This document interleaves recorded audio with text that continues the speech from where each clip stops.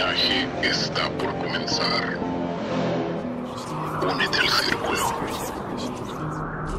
Soy Alan Eduardo y esta noche te doy la bienvenida. Oficiaremos la celebración como se debe. Toma asiento porque el sábado está por comenzar y todos hemos de adorar al macho cabrío. Es lo que hacemos aquí en el Aquelarre. Historias, relatos, misterios y datos sobrenaturales y fantásticos del mundo visible y aquel gran abismo de oscuridad. Prepárate.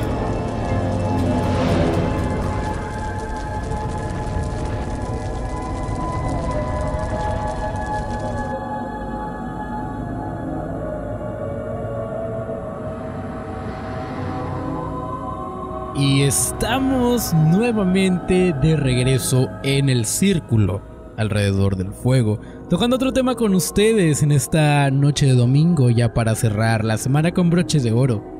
Hablaremos hoy sobre algo relacionado con la temática del miércoles pasado, si es que recuerdan el proyecto Abigail.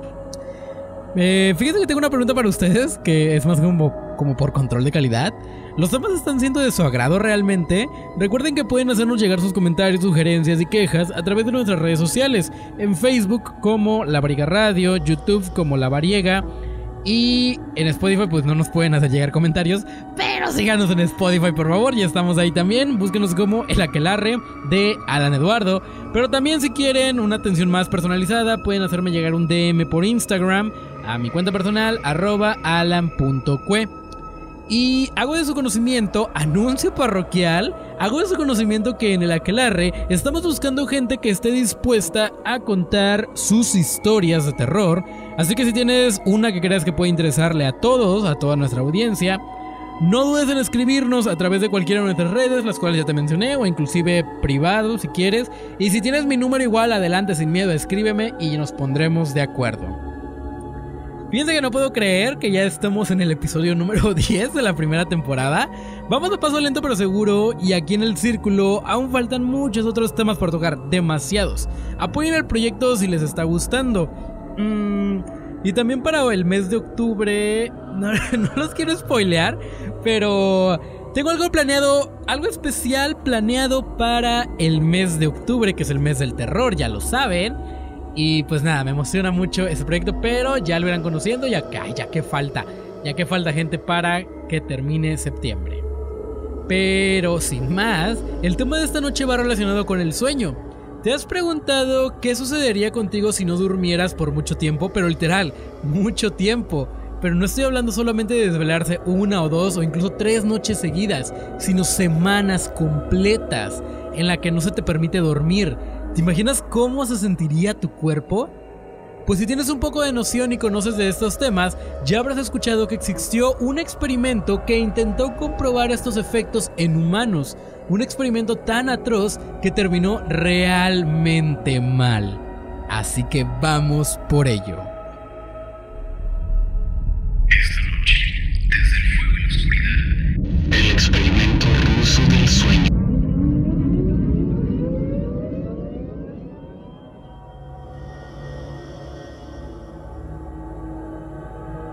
Dormir es uno de los mayores placeres de la vida, y no hay muchas experiencias comparables a levantarte después de una siesta de 2 horas en la que te ha dado tiempo a soñar sin saber en qué día del año estás, en qué ciudad o en qué tiempo te encuentras exactamente. Y creo que eso nos ha pasado a más de a uno, que como que se nos desconfigura el reloj. En los momentos que sufrimos insomnio es cuando realmente nos damos cuenta de lo fundamental que es el descanso para nuestro cuerpo. Y mientras comemos techo con los ojos abiertos, incapaces de caer en un estado de sopor, una pregunta nos acecha: ¿cuánto ha sido el mayor tiempo que una persona ha pasado sin dormir? Son innumerables los experimentos que se han llevado, muy entre comillas, en nombre de la ciencia, algunos muy oscuros. Aquellos que se apoyan en recursos de origen público están documentados ampliamente y parecen muy entre comillas limpios. Pero, ¿qué hay de aquellos que son financiados por entidades privadas o militares? Quizá ahora la situación esté controlada, pero hubo una época en la que esos experimentos, además de ser parte del avance científico, respondían a cuestiones de Estado. Las dos guerras mundiales dieron mucho de sí, pero fue el surgir de la Alemania nazi, su derrota y la posterior Guerra Fría lo que obligó a otros países a investigar más a fondo para equipararse en cuanto a cuestiones científicas se refiere. Fue en Rusia donde un grupo de investigadores podrían haber llevado a cabo uno de estos oscuros y crueles experimentos a finales de los años 40. Un nuevo gas experimental había sido creado que prometía erradicar la necesidad de dormir de los seres humanos. Para ello necesitaban probarlo. Los investigadores mantuvieron a 5 personas despiertas durante 15 días, utilizando un gas de base estimulante con base experimental. Estas personas eran prisioneros políticos que habían sido condenados por el delito de traición al Estado ruso. Los individuos fueron escondidos en un habitáculo sellado, desde donde los investigadores pudieron monitorizar sus efectos. Los sujetos convivían en pequeñas habitaciones llenas de libros, souvenirs, sin ropa, sin cama, agua corriente, un váter y comida ahumada como para sobrevivir un mes más o menos. Micrófonos repartidos por la estancia recogieron los escalofriantes resultados. Investigadores rusos a finales de los 40 mantuvieron a 5 personas despiertas por 15 días utilizando un estimulante basado en gas. Los tuvieron encerrados en un ambiente sellado para monitorear cuidadosamente el uso de oxígeno, de manera que el gas no los matase, debido a las altas concentraciones de gas. Esto fue antes de que existiera el circuito cerrado, por lo que tuvieron que usar micrófonos y ventanas con un grosor de 5 pulgadas para observar a los sujetos. El cuarto, como ya se los mencioné, estaba lleno de libros, cobijas para dormir, pero ninguna cama. Agua corriente, baño y la suficiente cantidad de comida, como ya se los mencioné, como más o menos para un mes por las 5 personas. Los sujetos de prueba eran prisioneros políticos, cabe recalcar esto, declarados enemigos del Estado ruso. Todo estuvo bien durante los primeros 5 días. Los sujetos rara vez se quejaban después de que falsamente se les había prometido su libertad si aceptaban tomar parte de la prueba y no dormir por 30 días. Sus conversaciones y actividades fueron monitoreadas y los científicos notaron que conforme pasaba el tiempo, ellos hablaban sobre incidentes traumáticos de su pasado. Después de 5 días, se empezaron a quejar de las circunstancias y eventos que los llevaron a donde estaban y empezaron a demostrar paranoia severa. Dejaron de hablar entre ellos y comenzaron a murmurar de manera alterna en los micrófonos. De manera extraña, todos parecían creer que podían ganar la confianza de sus captores si traicionaban a sus camaradas. En un principio se creyó que esto era un efecto del gas. Después de 9 días, el primero de ellos empezó a gritar. Corría por todo el cuarto gritando repetidamente por 3 horas seguidas. Después trató de continuar gritando, pero solo podía dar un grito ocasional. Los científicos postularon que físicamente sí se había destrozado las cuerdas vocales. La parte más sorprendente de ese comportamiento fue cómo sus compañeros reaccionaron a esto, o mejor dicho, cómo no reaccionaron. Continuaban murmurando en los micrófonos hasta que el segundo de los prisioneros comenzó a gritar. 2 de los prisioneros, que no gritaban, tomaron los libros y llenaron página tras página de sus propias heces y de manera calmada los pusieron sobre las ventanas del cuarto. Los gritos cesaron de repente, al igual que los murmullos de los micrófonos. Pasaron otros 3 días. Los investigadores checaban los micrófonos constantemente para asegurarse de que trabajaban, porque creían que era imposible no escuchar sonidos con 5 personas dentro. El consumo de oxígeno indicaba que los 5 debían seguir vivos. De hecho, el consumo de oxígeno era el necesario para 5 personas que hacían ejercicio extenuante. En la mañana del 14º día, los investigadores hicieron algo que no debían hacer para llamar la atención de los prisioneros: utilizar el intercom dentro del cuarto, esperando provocar respuesta de los prisioneros, pues temían que estuviesen muertos o en un estado vegetal. Anunciaron: abriremos el cuarto para probar los micrófonos.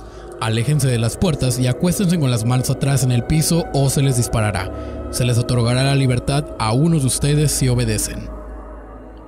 Para su sorpresa, escucharon solo una frase con voz calmada: "No queremos ser liberados". Hubo un gran debate entre los investigadores y fuerzas militares que financiaban el proyecto. Sin poder provocar más respuestas utilizando el intercom, finalmente se decidió abrir el cuarto a la medianoche del día número 15.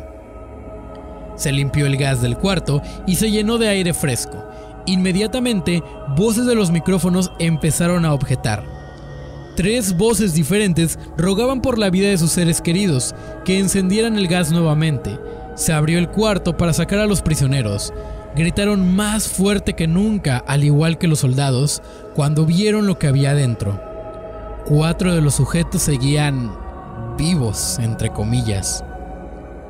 Las raciones de los pasados 5 días no habían sido tocadas. Había pedazos de carne de las costillas y pantorrillas del sujeto muerto colocados dentro del drenaje del centro del cuarto, bloqueándolo, permitiendo que 4 pulgadas de agua se acumulasen en el piso. Los 4 sobrevivientes también tenían pedazos de piel y carne arrancada de sus cuerpos. La destrucción de tejidos y la exposición de huesos en la punta de sus dedos indicaba que las heridas fueron infligidas por las manos y no con los dientes, como era de suponerse. Al examinarlos, se descubrió que la mayoría de las heridas fueron autoinfligidas en su mayoría. La piel y los órganos de detrás de las costillas fueron removidos, mientras que el corazón, los pulmones y el diafragma seguían en su lugar. El tracto digestivo de los 4 sujetos podía verse trabajar dirigiendo comida. Rápidamente se hizo aparente estaban digiriendo su propia carne, y que ellos la arrancaron y se la comieron en el transcurso de los días. La mayoría de los soldados eran fuerzas especiales rusas en las instalaciones, pero aún así, muchos se negaron a regresar al cuarto para sacar a los prisioneros. Estos, sin embargo, insistían a gritos que los dejaran dentro y de manera alterna rogaron y demandaron que se encendiera el gas nuevamente para evitar quedarse dormidos. Para sorpresa de todos, los sujetos pusieron una resistencia feroz durante la extracción. Un soldado ruso falleció cuando uno de los sujetos le mordió el cuello. Otro fue gravemente herido cuando otro de los prisioneros le mordió la arteria femoral y los testículos.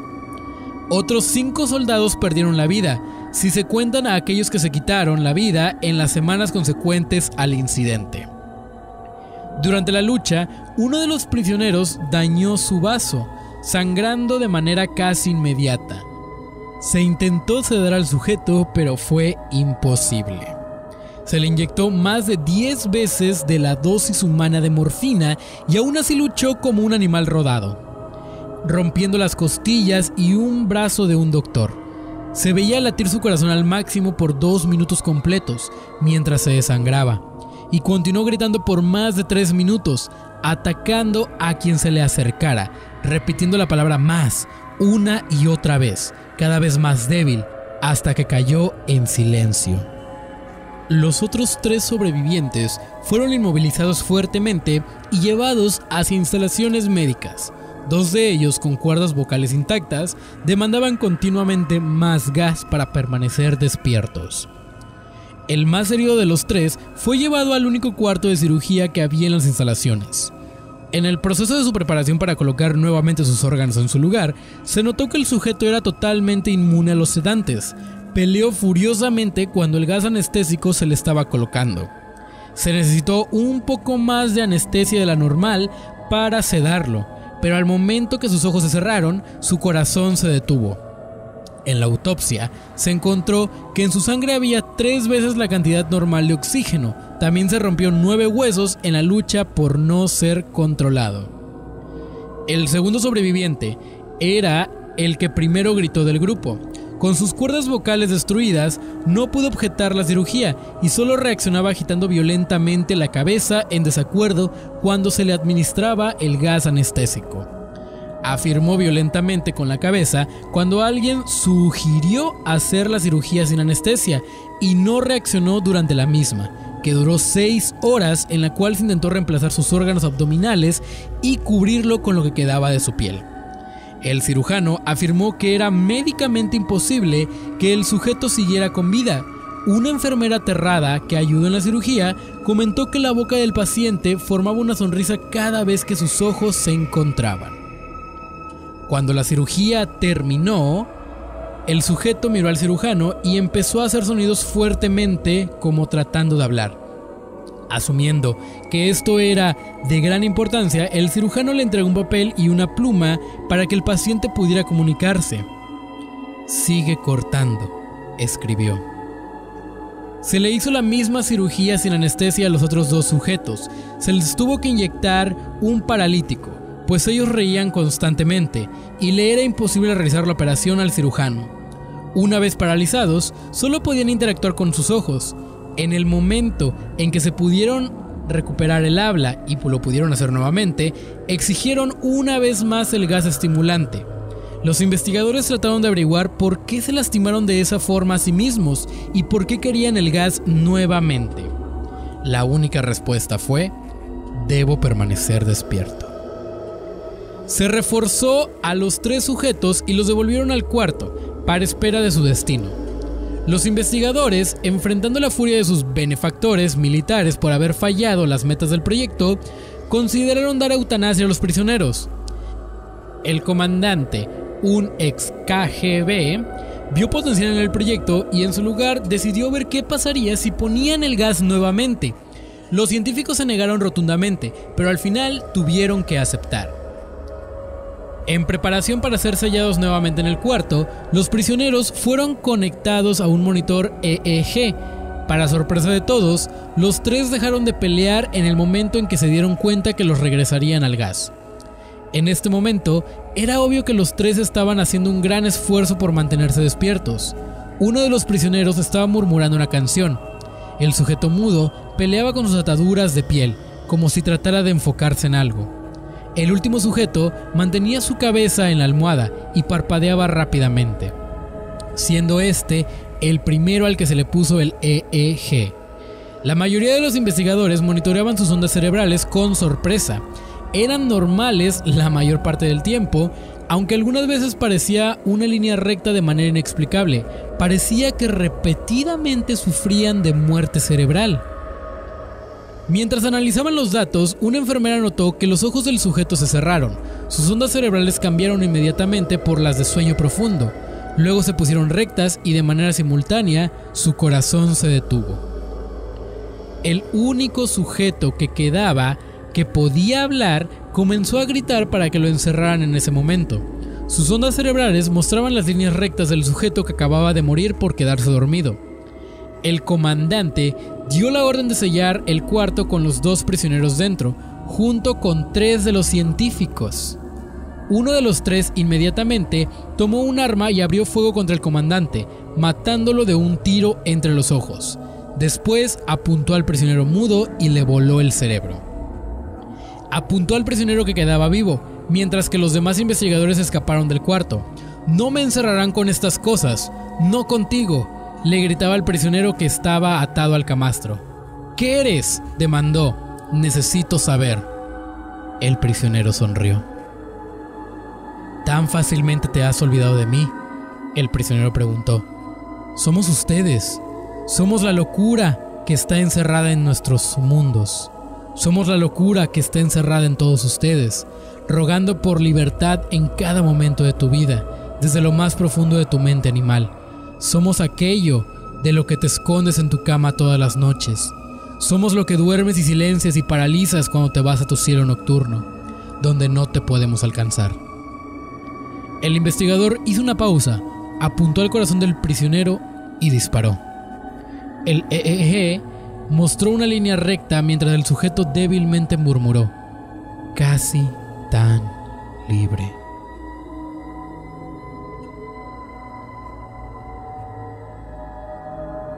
Tan espeluznante como surrealista, ¿qué tanto tiene de cierto esta historia?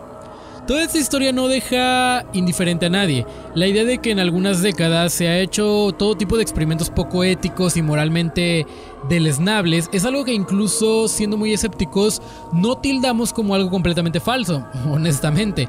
Por esto, la idea de que se haya hecho un experimento en el que se haya usado un misterioso gas psicotrópico para inhibir el sueño, que los sujetos se volvieran locos y empezaran a automutilarse y volverse agresivos, entre tantas cosas de la historia, además de darnos miedo. Fíjense que sí lo veo como algo que podría ser cierto, muy honestamente. Sin embargo, claro está, no lo es. Siento romperles su burbuja. La historia del experimento ruso del sueño no ocurrió en los años 40 del siglo pasado, ni es resultado de una oscura investigación soviética sobre cómo hacer que la gente no tenga necesidad de dormir. Esta historia, o mejor dicho creepypasta, surge y se extiende gracias a... ¿quién creen? Internet. De hecho, en la propia página web de Creepypasta, donde se puede disfrutar de la historia completa, con alguno que otro detalle cambiado, dado que ya se sabe, el boca a boca y el hecho de que en varias páginas se vayan copiándose las unas a las otras, hace que, al igual que con el juego del teléfono, el tal espeluznante cuento evolucione como el mito que es. Los orígenes de la historia datan a finales de los años 2000 y principios de la siguiente década. En uno de los foros de la página anteriormente mencionada, se invitaba a los usuarios a inventarse la leyenda urbana más aterradora, la que más pesadillas consiguiera generar ganaba. La historia del experimento ruso del sueño resultó ser la clara ganadora de este reto. Se extendió por todas partes, apareciendo en canales de misterio de YouTube, haciéndose blogs debatiendo sobre su veracidad e incluso apareciendo en periódicos. Pese a que es de imaginar que la mayoría de la gente se hace a la idea de que esto no es más que una leyenda urbana, no son pocos los que se atreven a echar más leña al fuego y decir que el origen de las filtraciones de esta historia son un secreto bien guardado por la KGB o la Federación Rusa. Pero si pensamos fríamente sobre esto, se puede comprender el porqué de este experimento sea pura ficción. El primero es que jamás de los jamases, una institución penitenciaria como lo eran los gulags, prometerían a sus presos libertad por el simple hecho de hacer un experimento, por muy peligroso que el mismo pudiera parecer. ¿De qué le serviría a la URSS liberar a traidores del Estado por el simple hecho de que participaran en la investigación soviética? Seamos honestos. Uno puede pensar que, lógicamente, los sujetos fueron engañados y timados, y que sí, el experimento hubiera sido como querían los investigadores que fuese, pero que al final del mismo acabarían ejecutando a los presos. Igualmente, los participantes de la investigación no serían tontos, claro está. Tanto si habían sido obligados como si no, era de suponer que la participación en la que el experimento acabaría con su ejecución, o en el mejor de los casos, volverían a ser trabajos forzados. Finalmente, está la existencia del propio gas y las heridas que se infligieron las supuestas cobayas humanas. Hasta la fecha, no se conoce y no hay registro de ningún gas que sea capaz de hacer los efectos que se le han atribuido del creepypasta. Además, por muy drogado que se esté, el arrancarse grandes cantidades de piel y músculo hace que, al cabo de unas horas o incluso minutos, el sujeto muera desangrado.